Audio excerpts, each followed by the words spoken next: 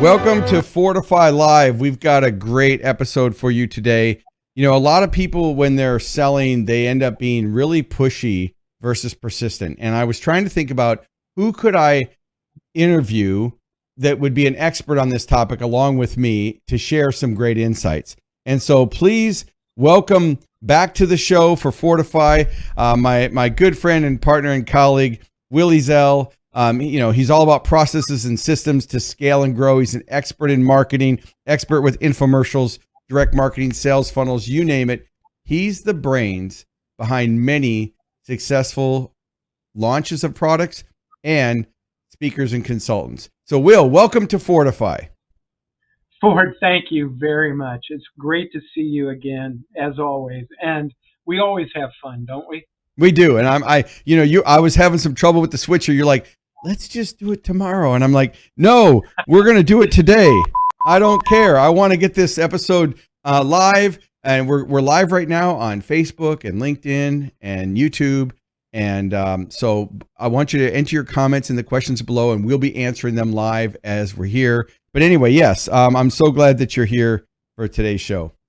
So good to see you. And for the folks that don't know me, because it would be difficult to really know who I am, I've kind of stayed behind the scenes for years, but I've known Ford for many, many years. We've traveled together. We've been in different cities. We've had a lot of fun together. And Ford, you've got to show all of your viewers your shirt. It's hilarious. All right. Well, I wasn't planning on doing this, so let me just, there it is. It says, not my circus, not my monkeys. And I actually got a shirt from my project manager that says my circus, my monkeys. So they are my circus and my monkeys. But anyway, now you made me show the shirt. Good for you. Good for you. Let's dig into trust building and persistence and not being smarmy and mean and all the stuff that pushes prospective buyers away from us. And by the way, I've done everything that we're going to talk about that's wrong. I've done them all. And so have you. I certainly have. So we went ahead and we put just a few slides together for this. It's not going to be a lot of slides, but we want to really focus on, the fine line between when do you pass between just being persistent, using persistence versus being pushy as it relates to sales. So let's take a look at what this looks like. What does pushy look like to you? I mean, obviously we identified this as, anything that's high pressure sales techniques, being aggressive or manipulative, and repeatedly calling or emailing. I know as a marketer, Will, I like to say, answer the question when someone says, how long should you follow up with prospect? And I'll say, well, till they buy or till they die. But at the same time, we want to be respectful of what that relationship looks like. What do you say about where's that fine line, and what do you think? Great example. About a week ago, I had a gentleman show me some software that he's created. It's phenomenal software. It's really amazing. But you know what? He put me in his funnel, and he's been sending me an email every single day. You're going to send me an email every day. You're going to push me away. And it could be even the most polite email, but it's driving me nuts. I don't want to be bothered every single day. And there's a fine line. How do we know what's going to bother somebody, or how frequently do we communicate with them? And the answer is very easy, and you know it. ASK, ask, right? That's right. And so what's a real example that you would use when you send your high-end consulting prospects, and because these are 5 and 6 figure proposals, yeah. Right? And so obviously, we're talking about persistence, but you never reveal price before value. You want to build trust and build a relationship, and authentically, which is what we're talking about today. And so when you say ask, at what point in the process are you identifying what the follow-up procedure should be? I'm not the right person to ask that question about myself and my processes. And the reason why is because I have what I call a one-call close. And by the way, we don't write proposals. We only write agreements. And that's after somebody's heard our fees and asked us to work with them. But I think a better way to do it is to say, if you're selling a product, don't be in such a hurry to get somebody to buy. Give that person or that group of people an opportunity to get to know you and like you. And how we do that with most of our clients is we say, let's build a series of videos where people kind of get to know you a little bit and they feel a little more comfortable. And you're giving them tips or solutions to some of their problems. Once a week, you send out a video.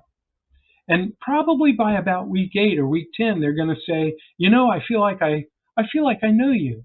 Well, what they don't realize that they're saying is they're saying, I know you, I like you, I trust you, and therefore I'm likely going to buy from you.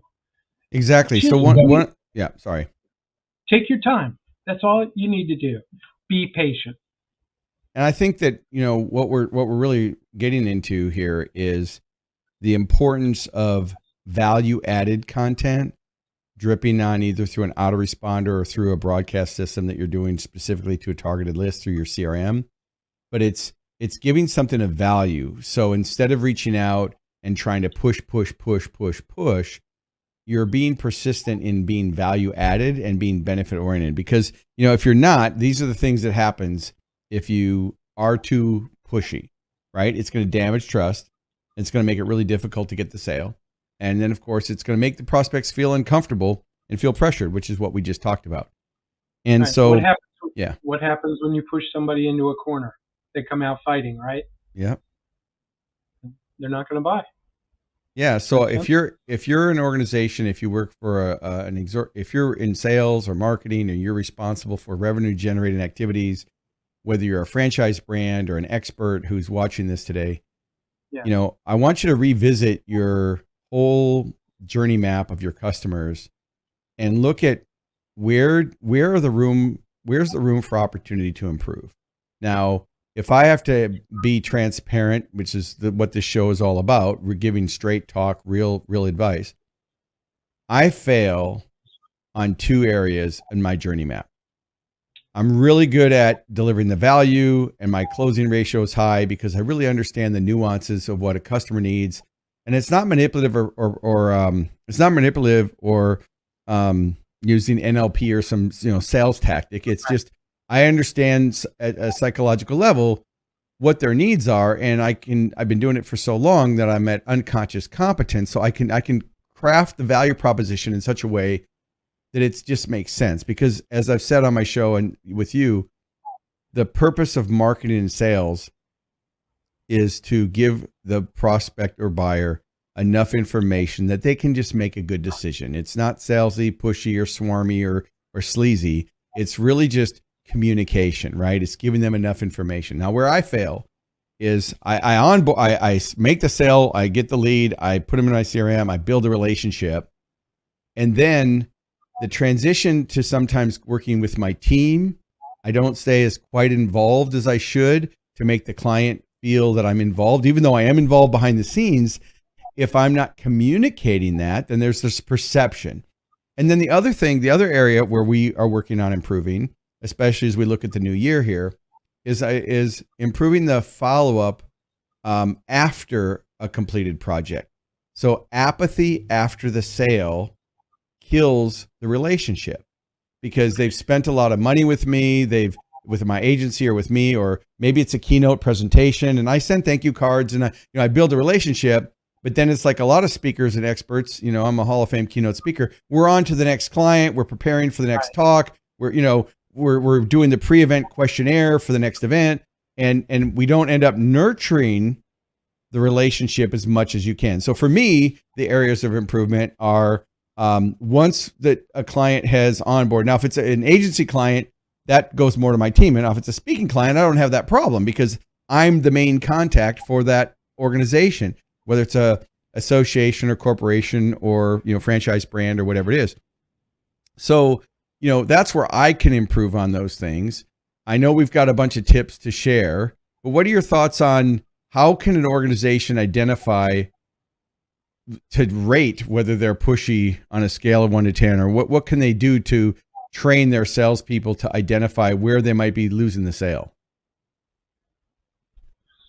You're asking me a really difficult question. It would probably take me a while. You probably could answer it better than I could, for it. And full disclosure, we're live here. These questions are not scripted, so he has no idea what I'm going to ask him. So that's just, No, I don't. just the way it is.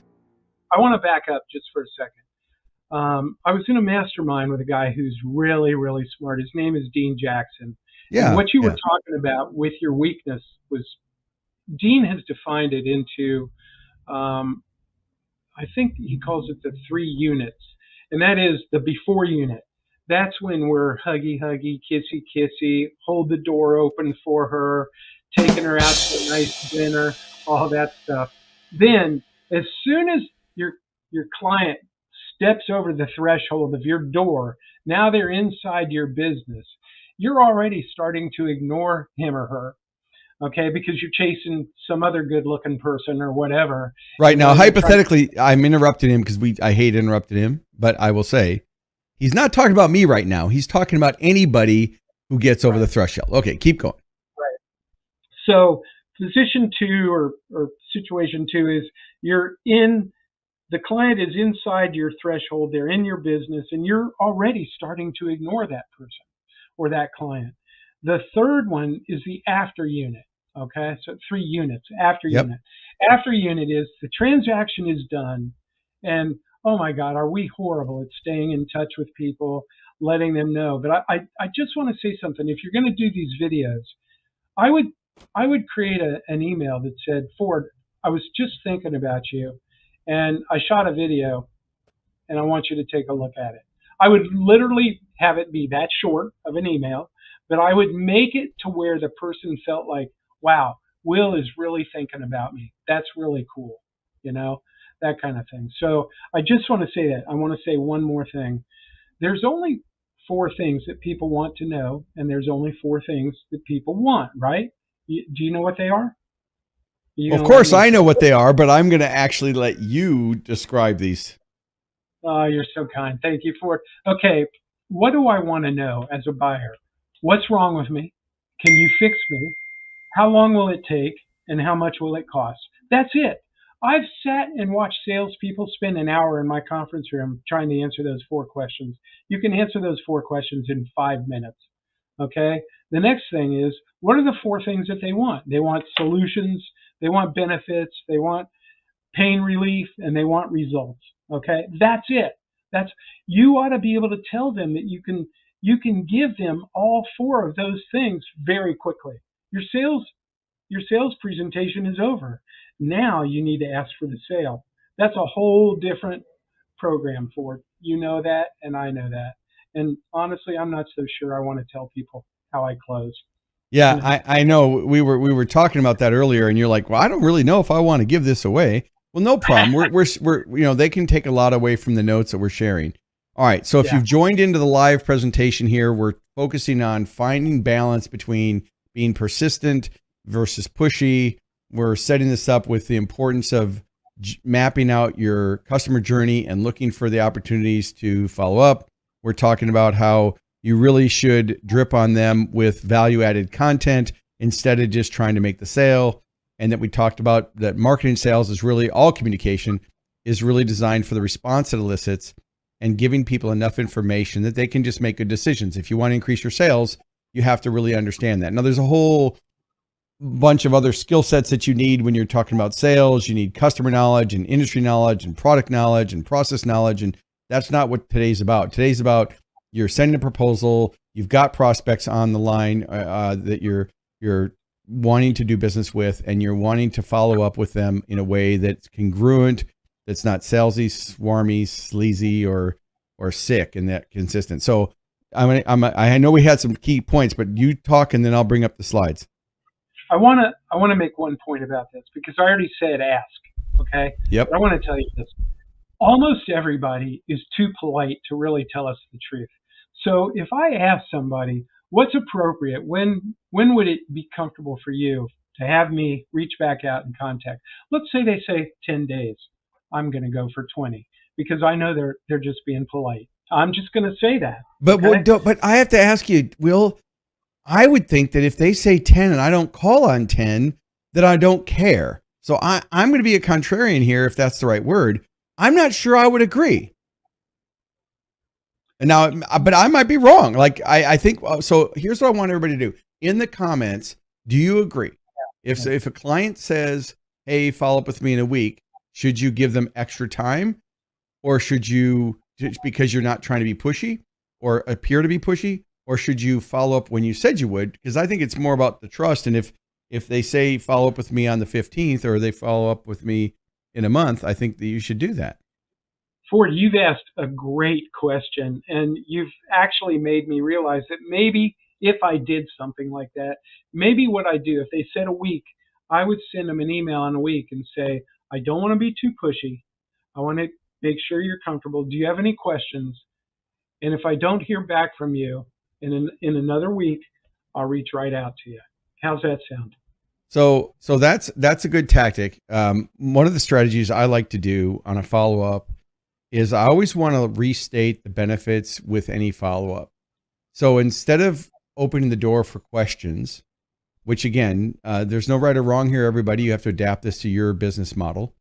But if I'm following up with whatever it is, a keynote presentation or an agency project, I always want to lead with the benefits. So I would say something like, hey, Will, I know how important it is for you to blank, blank, blank, blank, blank. I'm following up with you on this because I know how important it is to you. So I always want the focus on the results that they're going to get, not on me, not on questions, and not on the normal salesy stuff that people do. I want to add one quick comment in before we get to those other key points, which is one of the things that's really popular right now with the follow-up. So Will mentioned earlier that, send a video, send it, make the message, hey, I shot this short little video. I'd love to hear your feedback. It sounds personal, useful, and it's brief. And that came from Erin King in one of her books years ago. So if you're watching this, I'm going to give you credit for personal, useful, and brief. Okay, moving on. So one of the things that's real popular right now with follow-up is sending just a text-based email with no links in it at all. Might be just the name and email. Maybe it has a signature line, but no links, because it almost looks like you sent it with your phone, or it almost looks I mean, I'm getting a lot of prospecting cold emails like that right now, where people are reaching out and I have to look at them pretty closely to know, is this a real email or is this a spammy email? Now, in marketing, when everybody zigs, you want to zag, right? So, you got to look at what's going to work. But I do think that I'm just going to throw in a tip here about email marketing. The less links, the better. One link is plenty. If you have more than one link in an email, it can get flagged as spam. So if you want your emails to show in the inbox, the best way is no links at all. It's most likely going to get straight into the inbox, because the algorithm is going to look at this and go, well, this obviously can't be spam. There's no call to action or link. Does that make sense to you, Will? Does that make sense? It makes a lot of sense. But Ford, you know this. I've made millions in USPS mail. Oh, and yeah. I'm going to tell you right now, you send out a piece of mail to somebody, and if you can get them to open the envelope or whatever it is, you have a lot better chance of winning the prospect. Yeah, you're talking about teaser copy on direct mail, which I agree with. Oh, yeah. I'm talking about email marketing. Yeah. All right. Yeah. Well, let's look at some of the ways that a salespeople can do to improve their persistence without being pushy. So, Will, what would you say to, how important is it for sales professionals to respect the boundaries and really listen to the concerns? Now, this almost seems like a no-brainer. I mean, I know we put it on the slide, but I mean, really, you have to respect those boundaries, don't you? If you don't, it's what's called prospect abandonment. They're going to leave and they never want to hear from you again. Point blank. Very obvious. So the next point is you want to use open and transparent communication. And when I follow up, I'm just authentic. If anybody's seen me speak or watched my show, what you see on stage is what I'm off stage, and it's authentic and congruent. And my phone rings, so that's actually a real call coming in live as we're here on the live event. We'll turn off your phone on a Fordify. So I'll go back to my production list here when I do this. But anyway. So with transparent communication, around the offices, we call it the Will Straight Talk. and that is sometimes, I'm like the professor of harsh reality. So what I do is I ask people for their permission that Yes. I can just be straight up. Can I just talk to you like you're one of my best friends, and I'm just going to give it to you? And of course, everybody says, yes, that's what I want until they get it. Well, yeah, we both know that some, what they say and what they want sometimes are two different things. So we know we want to be open and transparent. We know we want to tailor the approach to the client's specific needs. Again, this is sales 101, everybody. I mean, and the reason I say tailor, I'm going to leave that up on the screen for just a minute. The reason that you need to tailor it is, I get prospected, we all get those but we get the telemarketing calls, and occasionally I'll answer them just depending on who they are. And I want to hear what they're doing. And anytime they start out with, hi, can I talk to the owner? I'm thinking, did you not do even 5 seconds of research?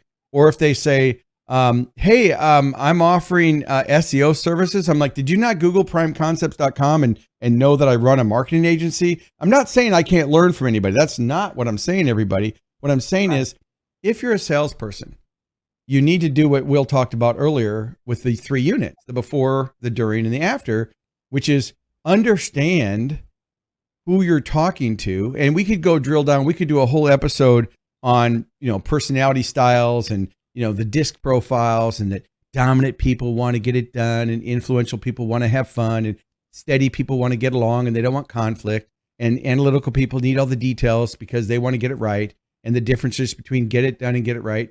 That's great. But beyond just the personalities, are you really tailoring the benefits to them? We got a new client, and I'm going to ask your feedback on this. We got a new client. They sell home services. I don't want to use their name because they're probably going to watch this. And home organization services is what they do. They do kitchens and closets and a bunch of other things. And we had a call the other day, and they were concerned because they didn't get the sale. And they were asking me, because I'm their strategic coach on this. They said, well, we don't know why we didn't get the sale. They were really interested. And then at the last minute, the wife decided that it was too expensive. And I said, well, the only reason people don't buy, main reason, is if it's a cost thing, it's pricing. Because I don't believe it's never a price issue. I think it's always a value issue. They didn't understand the value. And so I asked them, well, what did you do to communicate the value and how did you do it? And we found some areas that they could have communicated the value more closely to tailor it to that specific client. So what was important to them?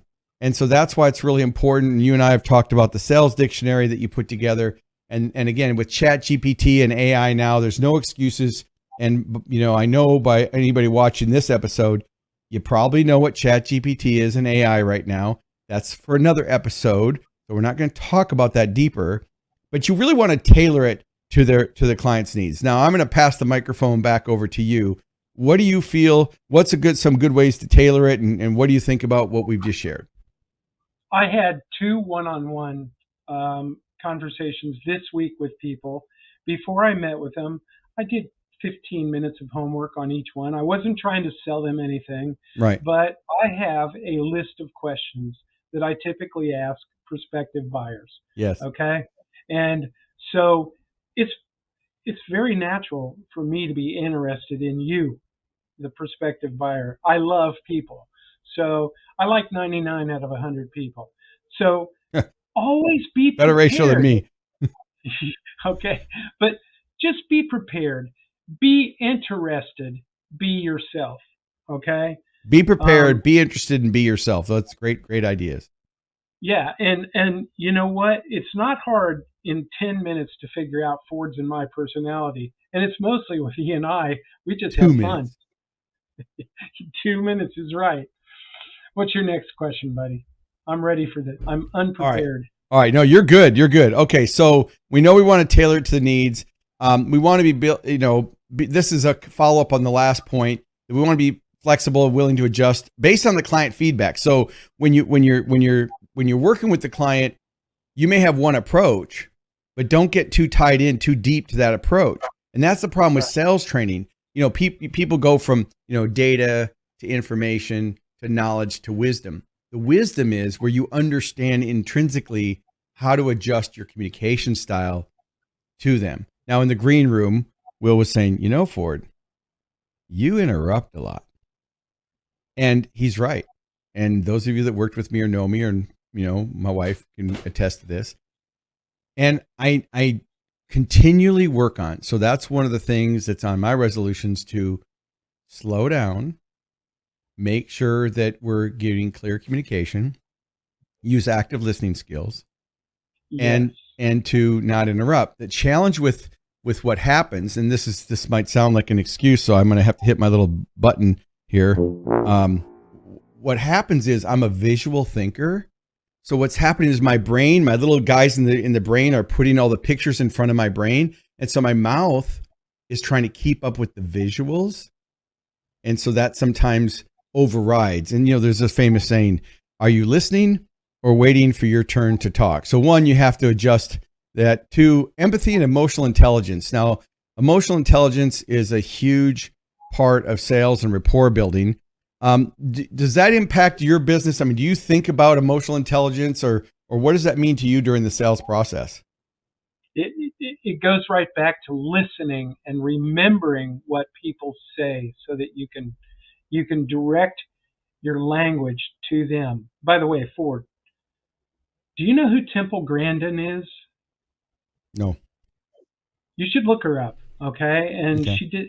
There was a fabulous movie on HBO called Temple Grandin, Grandin. She just wrote. She knows more about psychology than anybody I've ever seen. She just wrote a book called Visual Thinking, and I just wanted to remind you of that, so that. Yep, I just pulled her up on my other monitor, so I'll look at that after the live show today. Good. Ford, just pay attention. When you said it, active listening. That's it. Okay? Just be interested and not interesting. It's not about you. It's about them. So I agree with you on that 100%. It's about them in all cases. One of the other action steps is, you want to prioritize ethical practices and respect for the client's decision. So this is where a client says that the price is too expensive, or "I'm sorry, I'm not interested at this time." And so at that point, I want to respect the client, and I'm not going to follow up on anything else related to the sale, but I will still drip on them value-added content. More times than I can count, where I actually was following up on leads that said no, or they needed time to think about it till the next quarter, whatever the basic objections that every salesperson gets. I don't have time. I need to check with my team, or my boss, or my spouse. It's too hard to implement, the basic fears of selling. But what I do to practice ethical practices is send them something of value. This is circling back to what we said at the beginning of the show today, which is, have a series of value-added pieces of content, which don't give them any call to action. It's not like, "Oh, schedule a free call with me." It's just value-added content, and then respect the client's decision. And more times than not, I've had the client come back to me 6 months later and say, "Hey, I'm ready to sign the proposal now," where they were ghosting me. They were MIA. They never heard it from them and everything, but they were consuming that content along the way. It was like breadcrumbs to the gingerbread house. And that was building trust and credibility, because I was giving value. And so, Nito Quabain, mentor of mine, and, I have a degree from High Point University, and Nito's the president and chairman of High Point University. And one of the things that he's always said, and there's no one who gifts more than this man. I mean, the man gifts, I won't even go into it. We're not talking about gifts, but the way he gives, right? And one of the things that he's always said that's really stuck with me was, give without give without remembering, receive without forgetting. So when you give, just forget about it. Don't expect anything back in return. Just give. Forget that you gave. You're not keeping score. And then when you receive, make sure you never forget that you receive, and be authentic. So when it comes to selling, if you give, and then just forget about it. Just give the value. Don't expect anything from the customer or buyer. And I know we have conversations between what's a client, what's a buyer, and what's a prospect, and what's a customer. But today, what do you think about that? I mean, what do you do to make sure that you're respecting the client's decision? First of all, have you noticed that I've been looking down because I'm taking notes? Nito Kubain, what a great thing. Give without remembering, receive without forgetting. That's phenomenal. I've already forgotten your question because it's so important to take notes. It is. Okay. And I know what it is. yeah, Yeah. go ahead. There's 3 magical words all about them. It's not my timeline. It's their timeline. And it's whatever they're comfortable with. That's all that matters. And you're doing the right thing. You're just dripping a little bit of information, a couple of things that might be able to help them out in their business, and just wait and see. And have reasonable expectations. I always say to some people, you appear to be suffering from unreasonable expectationitis. And that's when you expect every single person to buy from you. Forget that. Change your expectations, that kind of thing. But it's not your timeline, it's theirs. And make everything all about them. Fair enough? Well, I believe in making it all about them. I believe in respecting their timeline. I don't want to lower the bar. So now again, everybody's personality style is different. But for me, when I managed Les Brown years ago, and he used to have a quote that said, aim for the moon, and even if you miss, you'll land among the stars, right? So it's like, think big, but you have to think small and actually take action. So to me, I want to have big goals, and I want to have aspirations to be a top producer and to help organizations be top producers. And so the word realistic always comes up. I just have my new book, so let's just put this on for a shameless plug. So I've got my new book for franchises, Accelerate, the Ultimate Guide to Maximize Local Marketing and Boost Sales. And it's a 248 page book. It's all about how franchises can maximize local marketing in an authentic way and still be in alignment with their brand standards, right? And so it's important to. So the whole point was, you want to think big and you want to have aspirations, but it also comes down to the little daily action steps that people take to get there. Would you agree with that, or what are your thoughts on that? Yeah, it's kind of like what I said. We were talking about persistence. I said polite persistence. Right, you okay? did. That's all you need to do, okay? And just try to know and understand people and listen to them. You've got it. This is common sense 101. Yes, right but here. common sense isn't common practice. That's other people's problems, okay? And that's what they need to focus on, is figuring it out. All right, so as we're going to wrap up here pretty soon here. So we've been talking today live, and hopefully you've been putting your comments in, and we're looking at them, and we'll be answering some of those questions on future episodes also. So use assertive communication rather than aggressive tactics. So I believe in being direct. Like, if someone calls me and says, "How you doing today?" I just want to click. But that's because my personality, if you've got the DISC profiles, and there's tons of different profiles, everybody. I'm using DISC because it's the most well-known out there, the different styles. And I am definitely in the dominant influential. I run a business, I run multiple businesses, and I'm on stage in front of, hundreds or thousands of people. So I have to be influential and I have to be dominant. And people in that category believe that they control their own environment, which is obviously what I think, right? And so assertive communication, I do think that it's important to tailor your assertiveness to the types of prospects you're working with. If I know the person's really analytic, my assertive is going to be giving them details to help them make a good decision. If someone is really about socialization and having fun, my assertive tactics are going to be building that rapport, asking them questions. So, the way to really increase sales here is to be authentically persistent in a way that matches your product, matches the value, uncovers the pain. And like Will said, people want to know 4 things. What's wrong with me? Can you fix it? How much does it cost? And how long is it going to take? So as a salesperson, you need to be astute enough. Is that the right word? Astute? You need to be astute enough to understand the dynamics And for all of you listening and watching this today, because this is a replay for the podcast, it's a replay, but for the live event, it's live. Look, at the end of the day, you want to increase sales, add more value. End of story. You want to increase your sales, you need to make sure that you're connecting the right message to the right market, using the right method. And when you're talking about sales, it's going to be eye to eye, face to face, toe to toe, ear to ear. And you need, sounds kind of bad, but I probably should rethink that whole analogy there. But you've got to be able to really understand your customer's needs, communicate in a way that matches their style in an authentic way. Will? Yeah. Ford, you've been assertive throughout this entire presentation today, okay? You've been politely assertive, but it's you. It's who you are. And like I said, I ask people for permission before I do it, okay? You explain to people, this is who I am. You're authentic. You're completely authentic. And if people are offended by who you really are, we're going to have people that don't like us or they get offended by us. So what? I remember, we always remember the negative.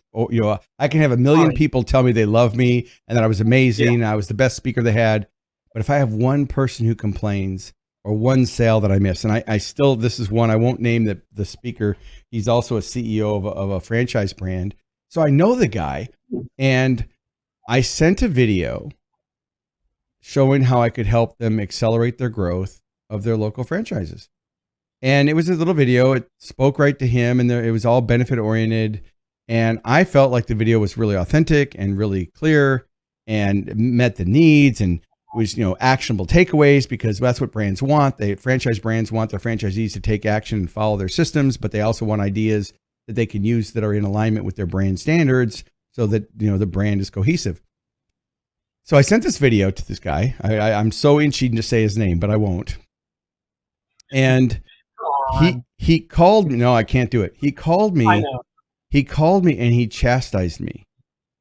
He said, how dare you tell me how to grow my franchise? How dare you talk about accelerating my brand? So he got offended.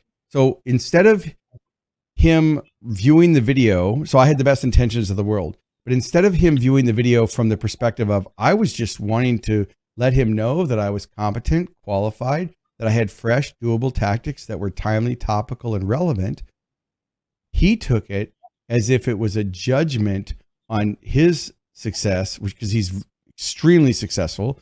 He's got a huge brand. He's done very, very well with his franchise organization globally, not just in the US. So I never forgot that, because I felt like I was authentic, but because my style came across a little too aggressive or assertive, it put the buyer off. And you and I both have very different styles, which is why I thought there's no one better to interview for this episode, right? A Fordify, because our styles are so uniquely different. And for those watching, it's not about being like me or being like Will. It's you being your best self and showing up every day as your best self. Will, you agree, disagree? And should I just let it go? I probably just need to let it go, right? Okay, so if there's ever been anything that has held me back, it's critical words. First of all, almost every time someone's been critical of me, I never considered the source. Like, what does this guy know about what I do or what we're talking about or anything else like that? And nothing will hold you back more than your rear view mirror. Oh my goodness. Okay. And it's like, I feel like there's times that I've kind of beaten myself up or whatever. If I was in a car, I'd reach up and grab that rear view mirror and throw it down on the floor of my car. Okay. And, so what happened for me with that is I ended up developing what I call a toolbox in my head. And I asked myself logical, intellectual questions to stop what I call the spin cycle. The spin cycle is when your washing machine is spinning around faster and faster and faster, trying to dry out your clothes as best as possible. The spin cycle in my mind is always emotional. How do I stop the emotional triggers that are firing off in my brain? I ask myself logical and intellectual questions. You can create your own. It's very easy to do. And you say to yourself, when I'm feeling this way, feeling means emotional, what can I do to stop that feeling? And I have 4 or 5 questions that I ask myself, and usually I can help myself, stop the spin cycle. But I do not let these naysayers pull me down. And I have unreasonable expectationitis if I'm letting one person out of 50 or 100 pull me down.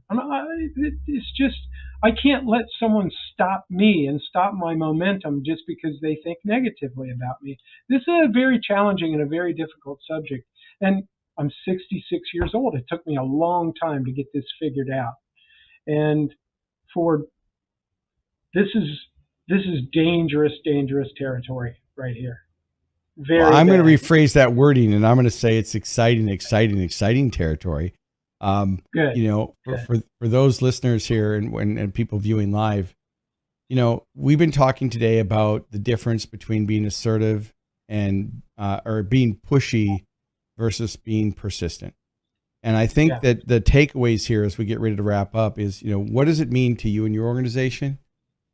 But if you're not getting the sales you want, if you're not getting the return on your efforts, then you need to really look at your sales processes, take an assessment, step back, make sure that your salespeople, if you're a sales manager, are trained to standard. Do they have the proper skill sets? Do they have the proper communication skill sets? It's all about communication. Do they have rapport building skill sets?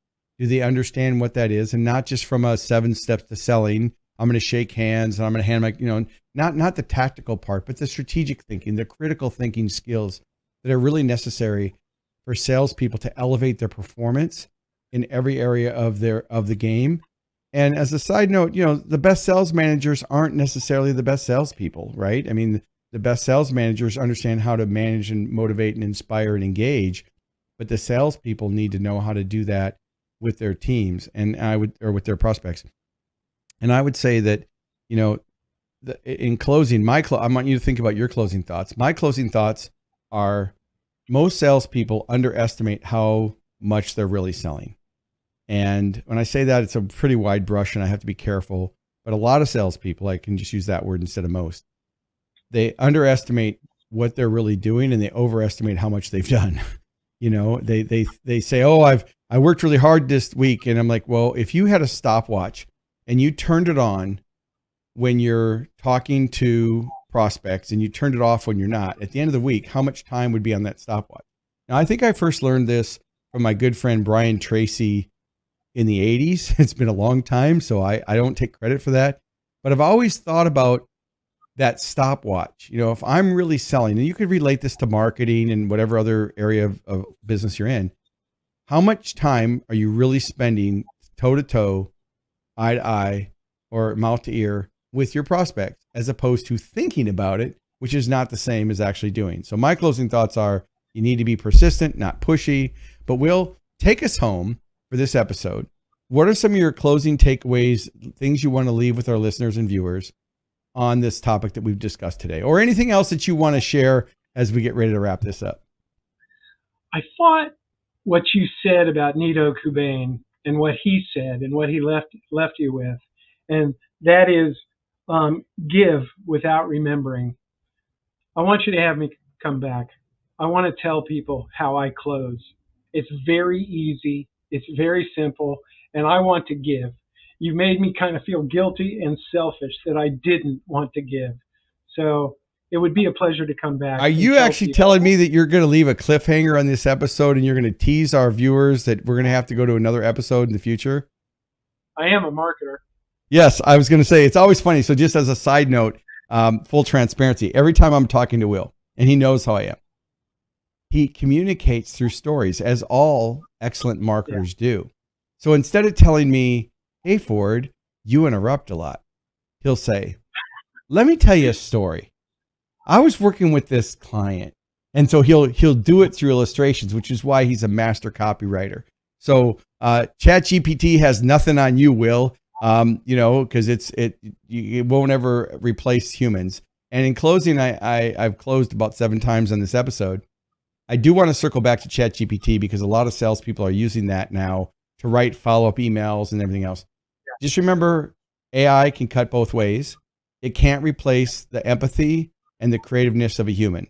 So yes, you should use it. It'll make you more productive. It'll save you time. It'll save you money. It's a great tool. As an agency, we use it. My whole team uses it. It is definitely going to replace a lot of positions. But people always ask me now, is AI or ChatGPT and the engines, because ChatGPT are the engines behind Jasper and Copy AI and a dozen others, right, guys? I say this, AI won't replace people, but it will replace people not using AI. So that's what I want to, so it won't, AI is not going to replace people. It'll replace certain jobs, but people are always going to be necessary. And the people who do get hired will be using that tool. It's a great start, is what I say. And I love it. Yeah. I think it's awesome. But it's not a finisher. No, it's not. All right. And so with that, I'm going to go ahead and play my outro music if I can. Well, actually, no, I need to make a shameless plug for Alex, my producer. He won't let me go if I don't do this. So join us live Wednesdays at 11 a.m. Central for Fordify Live, where we have interesting topics around business, growth, customer experience, and how to really leverage your business. All right. So Will, I'm going to go ahead and put you back on. Anything closing, and I'm going to go ahead and play some outro music if I can hit the right button here. Ford, it's been a pleasure. To your viewers, your audience, you're in the best hands you could ever be in with Ford Saeks. I love the guy. I think he's absolutely brilliant. So thank you, Ford. All right, everybody, follow the right button. So join us live Wednesdays for Fordify Live at 11 a.m. Central on LinkedIn, YouTube, and Facebook, and listen on your favorite podcast. Bye for now. Thanks, Will. And you're going to come back and you're going to share how to do the closing, right? Yeah, I'll do it. All right. Bye for now, everybody.